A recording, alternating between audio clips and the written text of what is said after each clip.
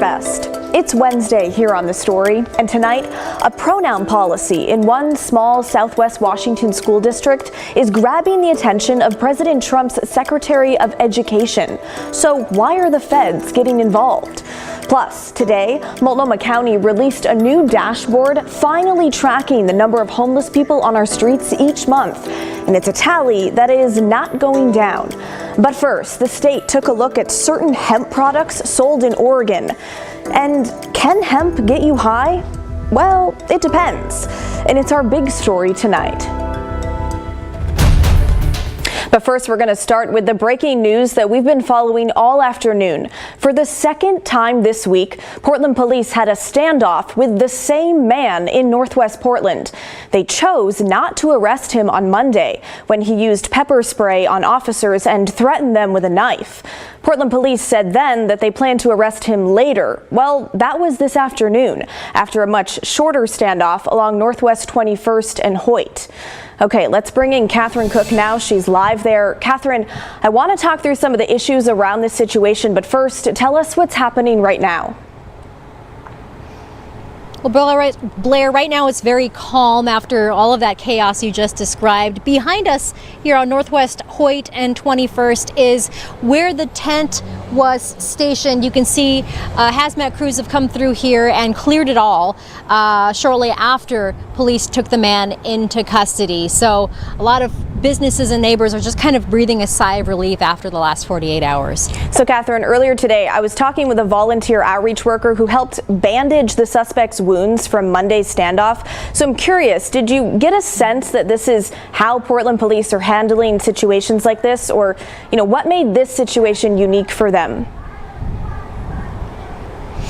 Well, Blair, I asked Portland Police Chief Bob Day that very question earlier, and he said no, this is not going to be kind of the new status quo. He says this scenario was definitely unique.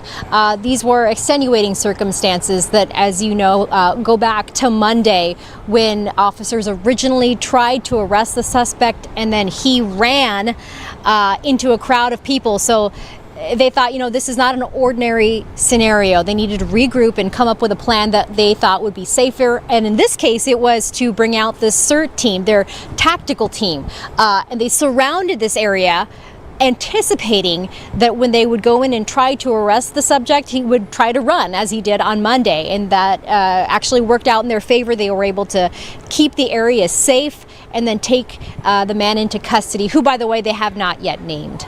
All right, Catherine, thanks for that explanation. And Catherine will continue to follow this story into the night. You can find the latest on KGW.com, and be sure to stick around for anything new she learns over the next few hours. That'll be tonight on the news at 11. Well, now let's get to our top story, looking at some hemp products and if they're hiding a high. A lot of the hemp flower that we purchased was essentially indistinguishable from marijuana.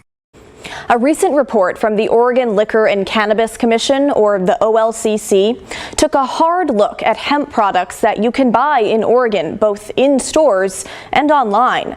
And what they found was that depending on where you're getting it, that hemp you're buying could be something closer to marijuana, with high concentrations of THC, the psychoactive compound that gets you high. The report is the result of a project called Operation Clean Leaf, where the OLCC took a look at several regulatory concerns in the hemp and cannabis markets based on consumer concerns. It was a good reason to use a new state testing lab. Yeah, Operation Clean Leaf was really our pilot project with the newly up and running Cannabis Reference Laboratory.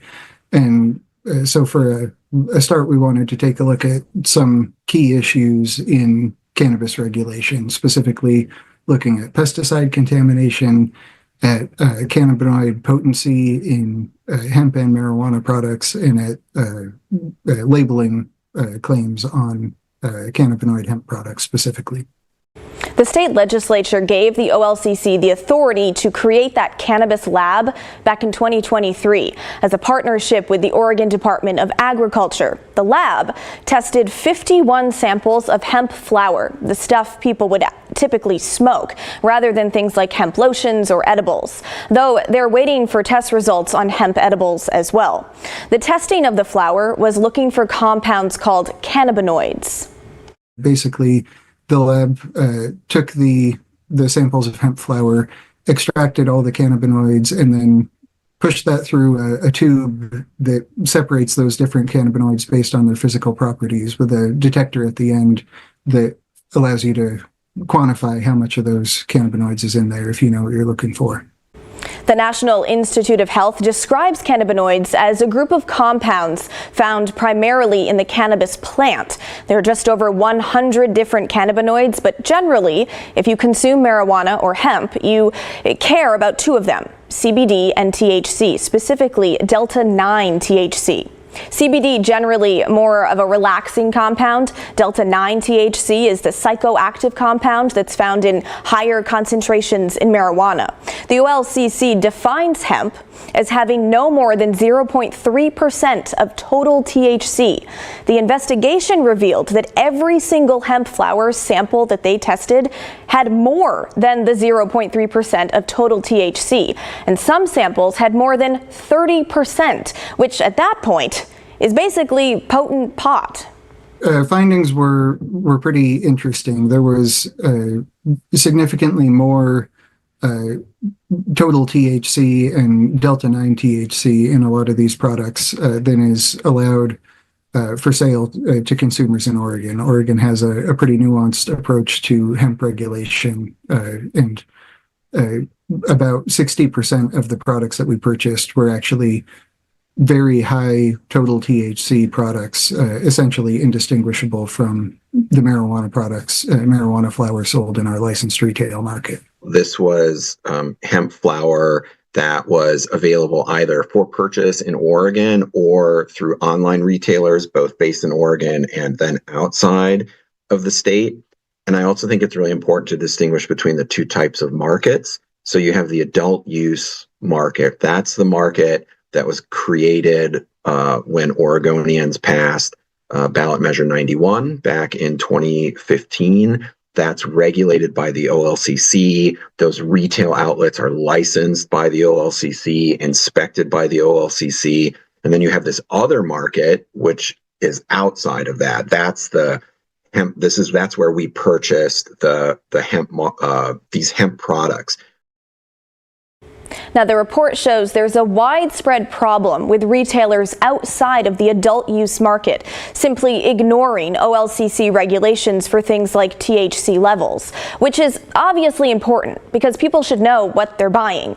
But the issues don't stop at hemp that might get you high. There are also concerns about the off-market hemp being sold to minors. The hemp flower market, when it's not operating in compliance with regulations, is really almost entirely removed from all of the safety elements. And additionally, age verification is another issue. To purchase a product at a licensed marijuana retailer, that marijuana retailer checks ID for every purchase.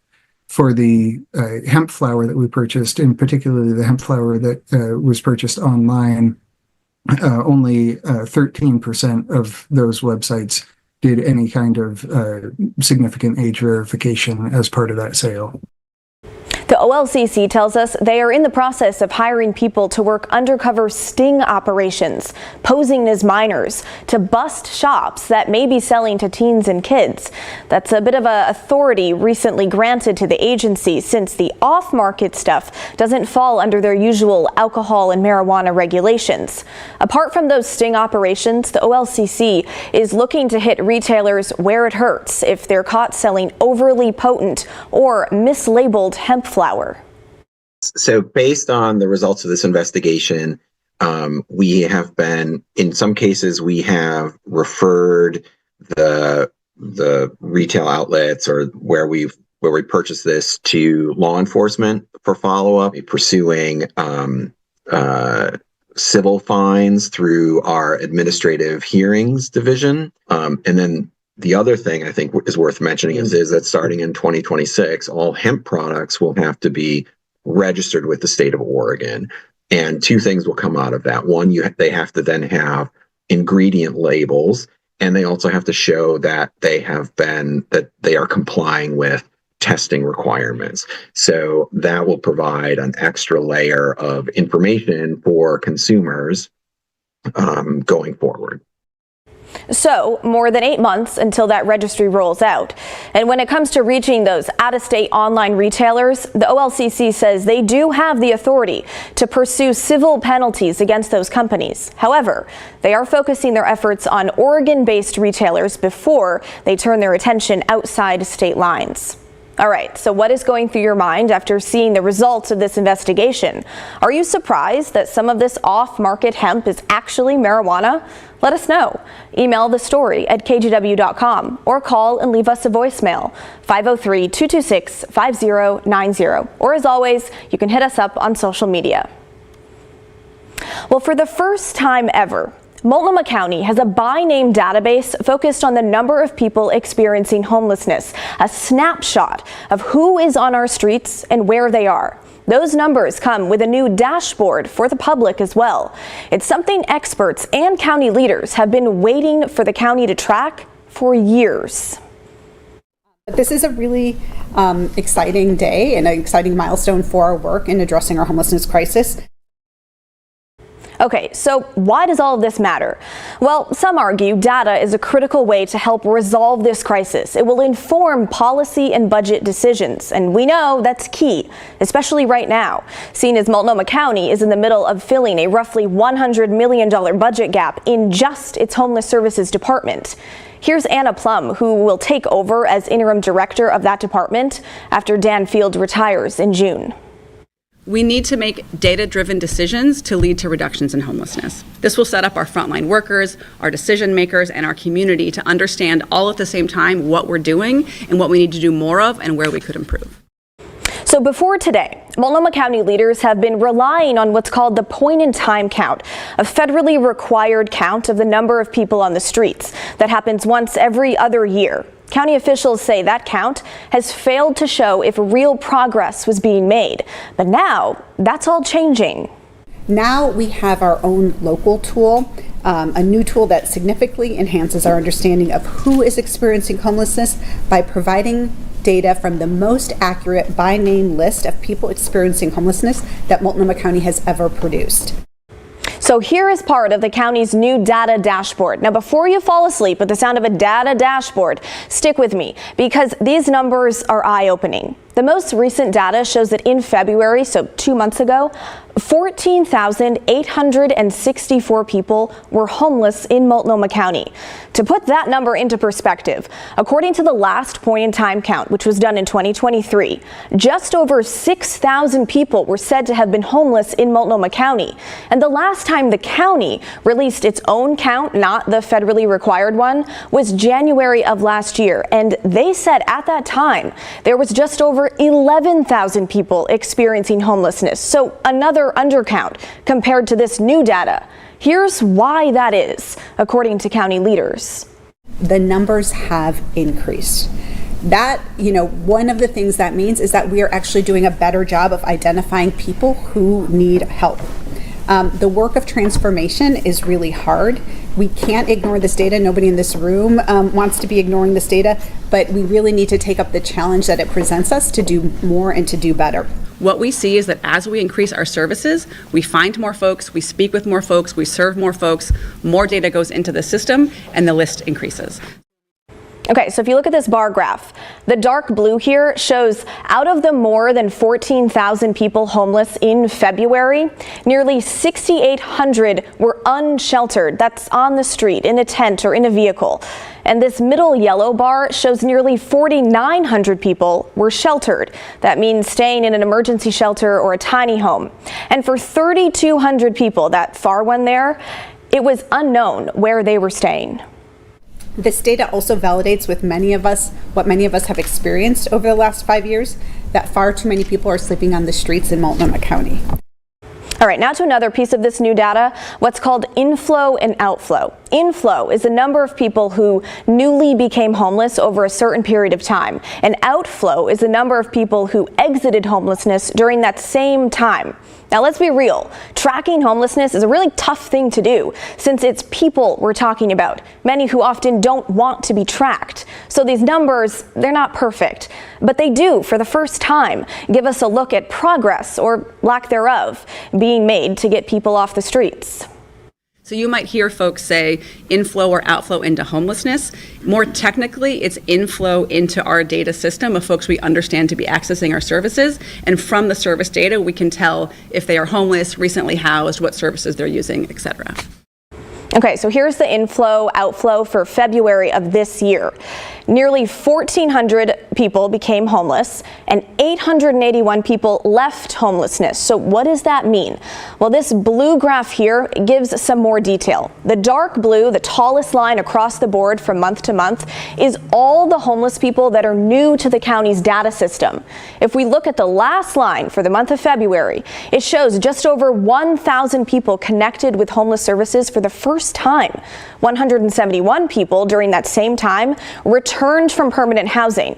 That's when people who had housing the month before through the county programs are now estimated to be back on the streets. And for 181 people, they showed up in the by name database for the first time in a while. Previously, they were listed as inactive. What we see is that people are entering homelessness faster than we can return them to housing. And I'll show some data on who we are serving in housing. We are serving thousands of people in housing. And yet people are entering homelessness at a faster rate.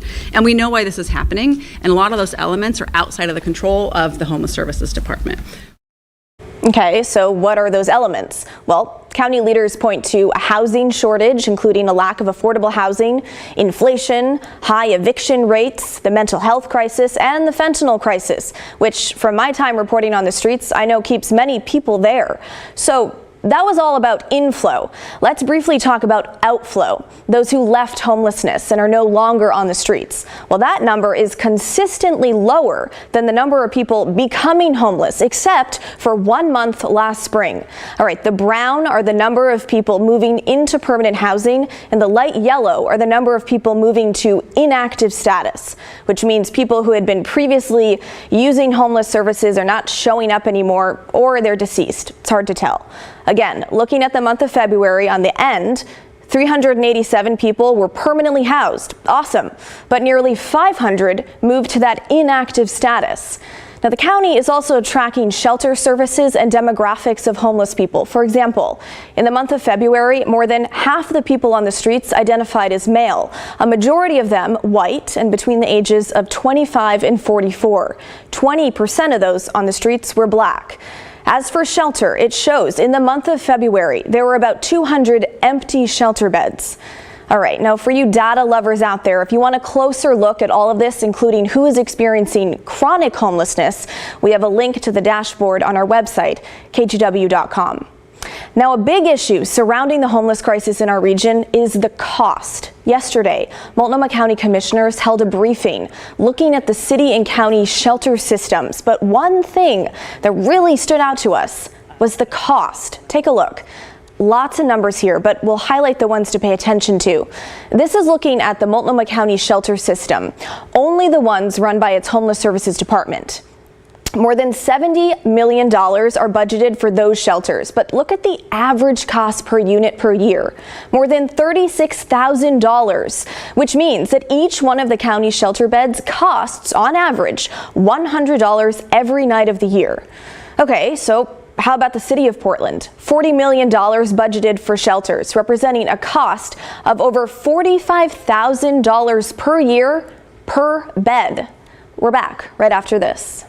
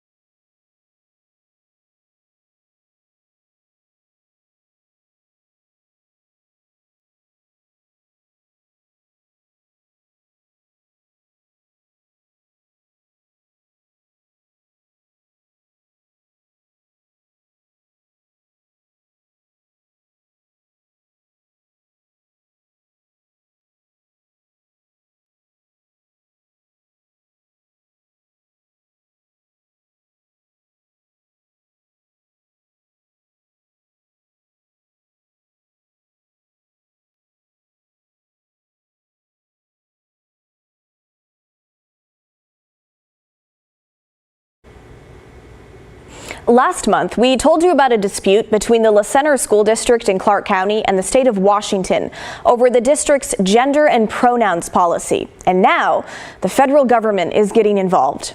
Here's what happened. 2 years ago, the district put in place a policy that teachers are not allowed to ask students their pronouns. Students are still allowed to use whatever pronouns they want, but teachers can't go around asking the class. Also in the policy, if a student transitions or even starts to show signs they're questioning their gender, a school administrator will contact their family.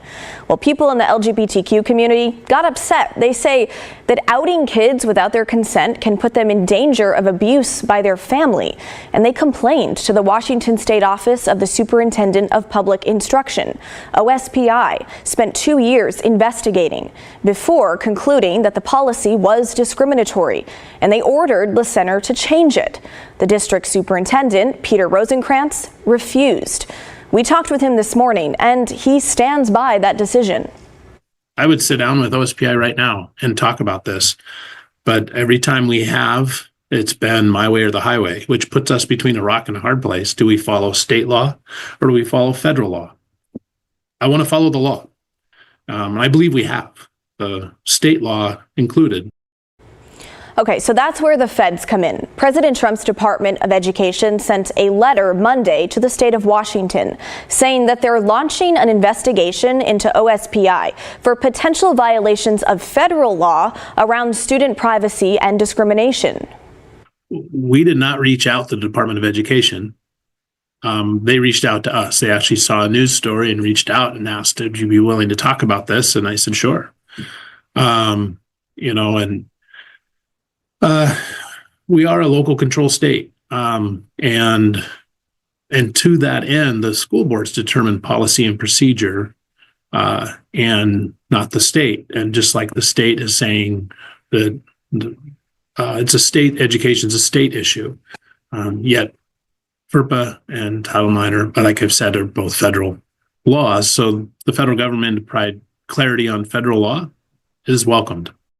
Now, Rosenkrantz says the current gender and pronoun policy is being enforced while he waits for everything to play out. And he says when schools have contacted parents about their kids' gender, it's gone well, at least from his perspective. I'd say several times we've been able to have the conversation with the family and the child where we're able to work through in a positive way. And the parents are very appreciative that we're not hiding it from them.